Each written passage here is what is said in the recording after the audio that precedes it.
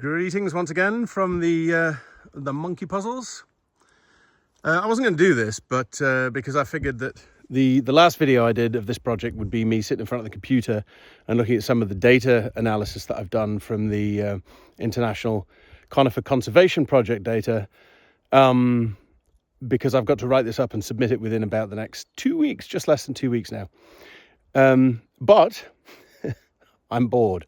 So, welcome back to the monkey puzzle. This is where my honours dissertation, based on trying to figure out why these guys are going so yellow. That's not the worst, but you can see, there you go, nice healthy dark green monkey puzzle, nasty yellow monkey puzzle. And one of the main suggestions from most people has been waterlogging. So I'm up here today to do some very basic infiltration testing to see how quickly water soaks into the ground. And I'll show you why I'm so bored. It's because of this. Do you see that soaking into the ground? No, me neither. Not at all. And there's been a few like that, to the point that obviously this is a comparative test. We're not looking at the total amount of time. We're just looking at, are the sicker trees draining slower than the healthy trees?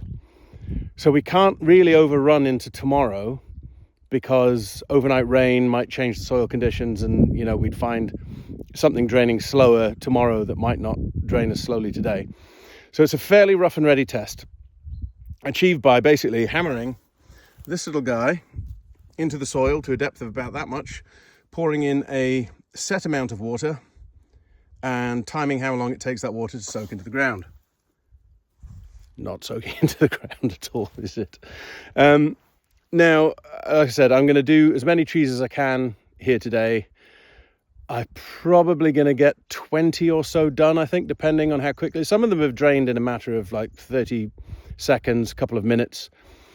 And by and large, but it's very rough, they have been the healthier trees that have drained the fastest.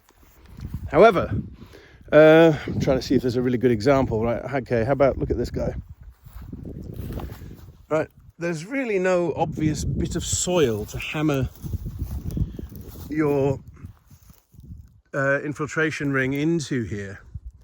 And this is the main problem, is that I think what I've found is that the soil around these guys is so uneven. That's sitting on, I think, an old relic stump from the forestry that used to own this land. There's moss. This is sitting over the top of a drainage channel. There's bits of heather roots, and obviously you have to clear the moss to get a clear bit of soil to actually test on.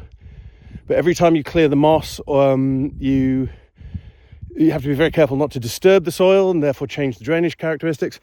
As you can see, as well as like the heather's growing here, you're starting to get some, I think that's Juncus effusus, but some rushes which effectively love waterlogged soil. So you're getting sphagnum moss rushes, which suggests that the soil is indeed waterlogged. But between the stoniness of the ground here, between all of the tree roots that you have to get down, and the amount of disturbance you have to generate to try and find a clear patch of soil to actually test for drainage, I have to confess I'm not entirely convinced that these tests are going to be especially helpful, because it's incredibly difficult to achieve repeatability and to test drainage on that tree in a way that is exactly the same to testing the drainage on this tree.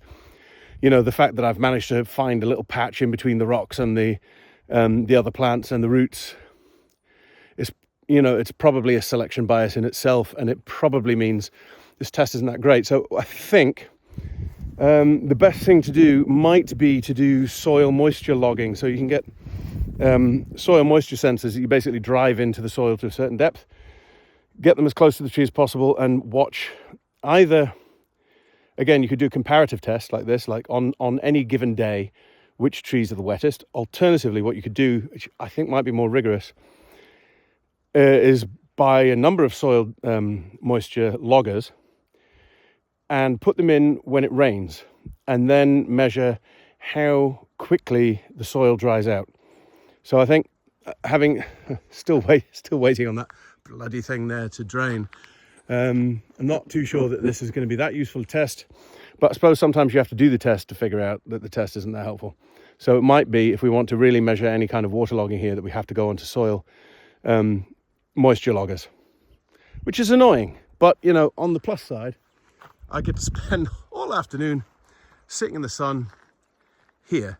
And the nice thing is there's absolutely nothing I can do really while I'm waiting for those to drain. So I really have been sitting in the sun in the Benmore hillside. I mean, it could be worse, couldn't it?